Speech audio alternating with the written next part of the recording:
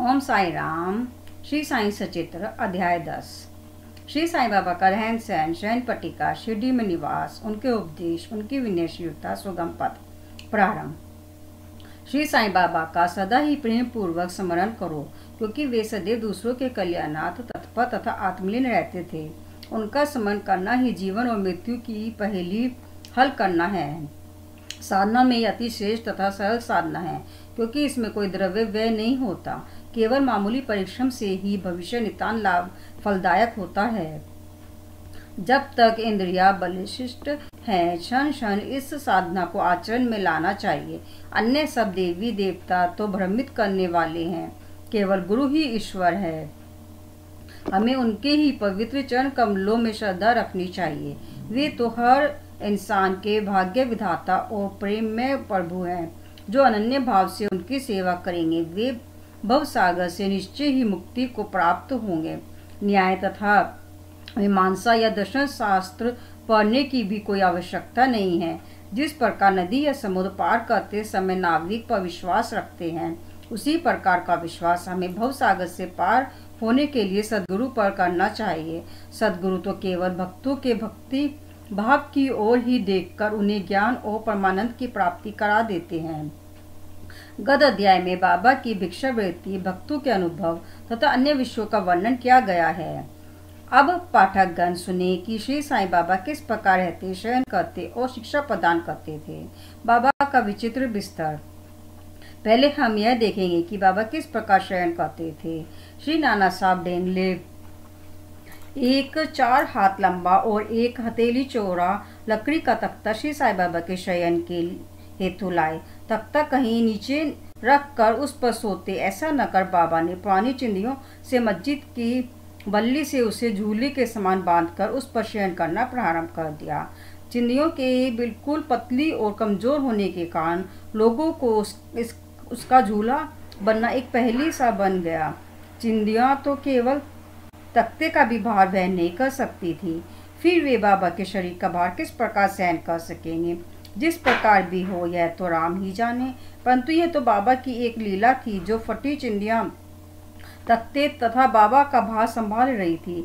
तख्ते के चारों कोनों पर दीपक रात्रि भर जला करते थे। बाबा को तख्ते पर बैठे या शयन करते हुए देखना देवताओं को भी दुर्लभ दृश्य था। सब आश्चर्यचकित थे कि बाबा किस प्रकार तख्ते पर चढ़ते होंगे और किस प्रकार नीचे उतरते होंगे। कौतूहलवश लोग इस रहस्योद्घाटन के हेतु दृष्टि लगाए रहते थे, परंतु यह समझने में कोई भी सफल न हो सका और इस रहस्य को जानने के लिए भीड़ उत्तरोत्तर हो बढ़ने लगी। इस कारण बाबा ने एक दिन तख्ता तोड़कर बाहर फेंक दिया। यदि भी बाबा को अष्ट सिद्धियां प्राप्त थी, परंतु उन्होंने कभी भी उनका प्रयोग नहीं किया और न कभी उनकी ऐसी इच्छा ही हुई। वे तो स्वतः ही स्वाभाविक रूप से पूर्णतः प्राप्त होने के कारण उनके पास आ गई थी। बड़ा का सगुण अवतार। भ्रांत दृष्टि से श्री साईं बाबा 3.5 हाथ लंबे एक सामान्य पुरुष थे, फिर भी प्रत्येक के हृदय में वे विराजमान थे। अंदर से वे असिक्त रहते और स्थिर थे, परंतु बाहर से जन कल्याण के लिए सदैव चिंतित रहते थे। अंदर से वे संपूर्ण रूप से निस्वार्थी थे। भक्तों के निमित्त उनके हृदय में परम शांति विराजमान थी, परंतु बाहर से वे अशांत प्रतीत होते थे। वे अंश से ब्रह्मज्ञानी, परंतु बाहर से संसार में उलझे हुए दिखलाई पड़ते थे। वे कभी प्रेम दृष्टि से देखते तो कभी पत्थर मारते, कभी गालियां देते और कभी हृदय से लगाते थे। वे गंभीर, शांत और सहनशील थे। वे सदा दृढ़ और आत्मलीन रहते थे और अपने भक्तों का सदैव उचित ध्यान रखते थे। वे सदा एक आसन पर ही विराजमान रहते थे। वे कभी यात्रा को नहीं निकले। उनका दंड एक छोटी सी लकड़ी थी, जिसे वे सदैव अपने पास संभाल कर रखते थे। विचार शून्य होने के कारण वे शांत थे। उन्होंने कंचन और कीर्ति की कभी चिंता नहीं की तथा सदा ही भिक्षावृत्ति द्वारा निर्वाह करते रहे। उनका जीवन ही इस प्रकार का था। अल्लाह मालिक सदैव उनके होठों पर रहता था। उनका भक्तों पर विशेष और अटूट प्रेम था। वे आत्मज्ञान की खान और परम दिव्य स्वरूप थे। श्री साईं बाबा का दिव्य स्वरूप इस तरह का था। एक अपरिमित, अनंत, सत्य और अपरिवर्तनशील सिद्धांत जिसके अंतर्गत यह सारा विश्व है, श्री साईं बाबा में आविर्भूत हुआ था। यह अमूल्य निधि केवल सत्व गुण संपन्न और भाग्यशाली भक्तों को ही प्राप्त हुई, जिन्होंने श्री साईं बाबा को केवल मनुष्य या सामान्य पुरुष समझा या समझते हैं। वे यथार्थ में अभागे थे या हैं। श्री साईं बाबा के माता पिता तथा उनकी जन्म तिथि का ठीक पता किसी को भी नहीं है, तो भी उनके शिरडी में निवास के द्वारा इसका अनुमान लगाया जा सकता है। जब पहले बाबा शिरडी में आए थे तो उस समय उनकी आयु केवल 16 वर्ष की थी। वे शिरडी में 3 वर्ष तक रहने के बाद फिर कुछ समय के लिए अंतर्ध्यान हो गए। कुछ काल के उपरांत वे औरंगाबाद के समीप निजाम स्टेट में प्रकट हुए और चांद पाटिल की बारात के साथ पुनः शिरडी पधारे। उस समय उनकी आयु 20 वर्ष की थी। उन्होंने लगातार 60 वर्षों तक शिरडी में निवास किया और सन 1918 में महासमाधि ग्रहण की। इन तथ्यों के आधार पर हम कह सकते हैं कि उनकी जन्म तिथि सन 1838 के लगभग थी। बाबा का ध्येय और उपदेश। 7वीं शताब्दी 1608-1681 में संत रामदास प्रकट हुए और उन्होंने यवनों से गायों और ब्राह्मणों की रक्षा करने का कार्य पर्याप्त सीमा तक सफलतापूर्वक किया, परंतु 2 शताब्दियों के व्यतीत हो जाने के बाद हिंदू और मुसलमानों में वे मन से बढ़ गया और इसे दूर करने के लिए श्री साईं बाबा प्रकट हुए। उनका सभी के लिए यही उपदेश था कि राम जो हिंदुओं का भगवान है और रहीम जो मुसलमानों का खुदा है, एक ही है और उनमें किंचित मात्र भी भेद नहीं है। फिर तुम उनके अनुयायी क्यों पृथक पृथक रहकर परस्पर झगड़ते हो? अज्ञानी बालकों, दोनों जातियों एकता साध कर और एक साथ मिलजुल कर रहो, शांत चित्त से रहो और इस प्रकार राष्ट्रीय एकता का ध्येय प्राप्त करो। कलह और विवाद व्यर्थ है, इसलिए न झगड़ो और न परस्पर प्राणघातक ही बनो। सदैव अपने हित तथा कल्याण का विचार करो। श्री हरि तुम्हारी रक्षा अवश्य करेंगे। योग, वैराग्य, तप, ज्ञान आदि ईश्वर के समीप पहुंचने के मार्ग हैं। यदि तुम किसी तरह सफल साधक नहीं बन सकते तो तुम्हारा जन्म व्यर्थ है। तुम्हारी कोई कितनी ही निंदा क्यों ना करे, तुम उसका प्रतिकार ना करो। यदि कोई शुभ कर्म करने की इच्छा है तो सदैव दूसरों की भलाई करो। संक्षेप में यही श्री साईं बाबा का उपदेश है कि उपयुक्त कथानुसार आचरण करने से भौतिक तथा आध्यात्मिक दोनों ही क्षेत्रों में तुम्हारी प्रगति होगी। सच्चिदानंद सद्गुरु साईनाथ महाराज। गुरु तो अनेक हैं। कुछ गुरु ऐसे हैं जो द्वार द्वार हाथ में वीणा और करताल लिए अपनी धार्मिकता का प्रदर्शन करते फिरते हैं। वे शिष्यों के कानों में मंत्र फूंकते और उनकी संपत्ति का शोषण करते हैं। वे ईश्वर भक्ति तथा धार्मिकता का केवल ढोंग ही रचते हैं। वे वस्तुतः अपवित्र और अधार्मिक होते हैं। श्री साईं बाबा ने धार्मिक निष्ठा प्रदर्शित करने का विचार भी कभी मन में नहीं किया। दैहिक बुद्धि उन्हें किंचित मात्र भी छू न गई थी, परंतु उनमें भक्तों के लिए एक असीम प्रेम था। गुरु 2 प्रकार के होते हैं, नियत और अनियत। अनियत गुरु के उपदेशों से अपने में उत्तम गुणों का विकास होता तथा चित्त की शुद्धि होकर विवेक की वृद्धि होती है। वे भक्ति पथ पर लगा देते हैं, परंतु नियत गुरु की संपत्ति मात्र से दैत्य बुद्धि का हास शीघ्र ही हो जाता है। गुरु और भी अनेक प्रकार के होते हैं जो भिन्न भिन्न प्रकार की सांसारिक शिक्षा प्रदान करते हैं। यथार्थ में जो हमें आत्मस्थित बनाकर इस भव सागर से पार उतार दे वही सद्गुरु है। श्री साईं बाबा उसी कोटि के सद्गुरु थे। उनके महानता वर्णनीय है। जो भक्त बाबा के दर्शनार्थ आते, उनके दर्शन करने के पूर्व ही बाबा उनके समस्त जीवन की त्रिकालिक घटनाओं का पूरा विवरण कह देते थे। वे समस्त भूतों में ईश्वर दर्शन क्या करते थे। मित्रों शत्रु उन्हें दोनों एक समान थे। वे निस्वार्थी तथा दृढ़ थे। भाग्य और दुर्भाग्य का उन पर कोई प्रभाव न था। वे कभी संशयग्रस्त नहीं हुए। देहधारी होकर भी उन्हें देह की किंचित मात्र आसक्ति न थी। देह तो उनके लिए केवल एक आवरण मात्र था। यथार्थ में तो वे नित्य मुक्त थे। वे शिरडीवासी धन्य हैं जिन्होंने श्री साईं बाबा की ईश्वर रूप में उपासना की। सोते जागते, खाते पीते, वारे या खेत तथा घर में अन्य कार्य करते हुए भी वे लोग सदैव उनका स्मरण तथा गुणगान करते थे। साईं बाबा के अतिरिक्त दूसरा कोई ईश्वर वे मानते ही ना थे। शिरडी की नारियों के प्रेम की माधुरी का तो कहना ही क्या है, वे बिल्कुल भोली भाली थी। उनका पवित्र प्रेम उन्हें ग्रामीण भाषा में भजन रचने की सदैव प्रेरणा देता रहता था। यद्यपि वे शिक्षित न थी तो भी उनके सरल भजनों में वास्तविक काव्य की झलक थी। यह कोई विद्वता न थी, वरन उनका सच्चा प्रेम ही इस प्रकार की कविता का प्रेरक था। कविता तो सच्चे प्रेम का प्रकट स्वरूप ही है, जिसमें चतुर श्रोतागण ही यथार्थ दर्शन या रसिकता का अनुभव करते हैं। सर्वसाधारण को इन लौकिक गीतों की बड़ी आवश्यकता है। शायद भविष्य में बाबा की कृपा से कोई भाग्यशाली भक्त गीत संग्रह कार्य अपने हाथ में लेकर इन गीतों को साईं लीला पत्रिका में या पुस्तक रूप में प्रकाशित करवा दे।